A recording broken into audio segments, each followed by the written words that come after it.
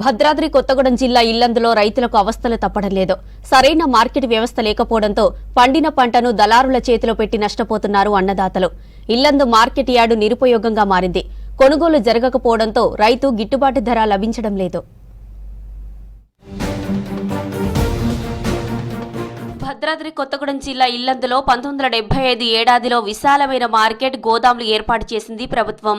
ఇల్లందు, గుండాల, ఆళ్లపల్లి, టేకులపల్లి, కామేపల్లి, కారేపల్లి, గార్ల, బయ్యారం మొత్తం 8 మండలాల రైతుల కోసం ఈ మార్కెట్ నిర్మాణం చేశారు. కొంతకాలం వరకు రైతు ఉత్పత్తులు మార్కెట్లో కొనుగోలు బాగానే జరిగాయి. ఆ తర్వాత 40 ఏండ్లుగా పంటల కొనుగోళ్లు, అమ్మకాలు జరగలేదు.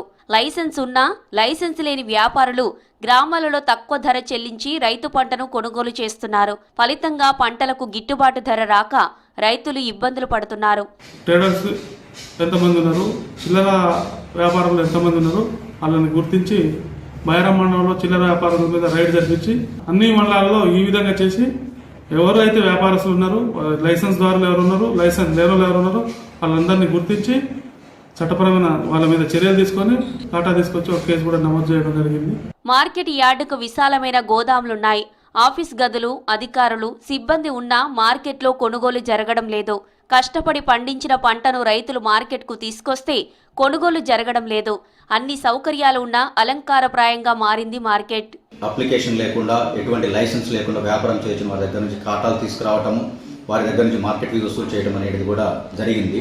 అదేవిధంగా మేము రైతు సోదరులకు తెలియజేసేది ఏమంటే, లైసెన్స్ లేనటువంటి దళాలను నమ్మి వారిని ఆశ్రయించి మోసపోకుండా మార్కెట్ కమిటీలోనే మీ యొక్క సరుకును అమ్మి ఖచ్చితమైన ధర, ఖచ్చితమైన తూకమును పొందవలసిందిగా రైతు సోదరులను కోరుచున్నాము. ఎవరిని మధ్య దళాలని ఆశ్రయించవద్దని కోరుచున్నాము. పత్తికి ప్రభుత్వం 7,521 రూపాయలు చెల్లిస్తుంది. దళారులు, చిల్లర వ్యాపారులు 6,000 వరకు కొనుగోలు చేస్తున్నారు.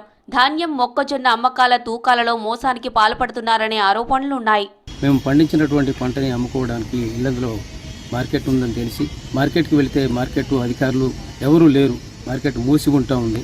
మార్కెట్లో లేని పక్షంలో సేట్ల దగ్గరికి పోయి మేము అమ్మకాలకు జరుపుతూ ఉంటే మమ్మల్ని మోసం చేస్తూ ఉన్నారు. అక్కడ రేటు తగ్గిస్తూ ఉన్నారు, తక్కువ రేటు కొనుగోలు చేస్తూ ఉన్నారు. మళ్ళా తూనికల్లో కూడా తేడాలు వస్తూ ఉన్నాయి. అటువంటి పరిస్థితుల్లో రైతులందరూ నాతో పాటుగా నష్టపోతూ ఉన్నారు. గత పాలకవర్గం మార్కెట్లో రైతు పంట కొనుగోలు పట్టించుకోలేదు. కొత్త పాలకవర్గం మార్కెట్లో కొనుగోలు జరిపి మార్కెట్కి పూర్వ వైభవాన్ని తీసుకురావాలంటున్నారు జనం.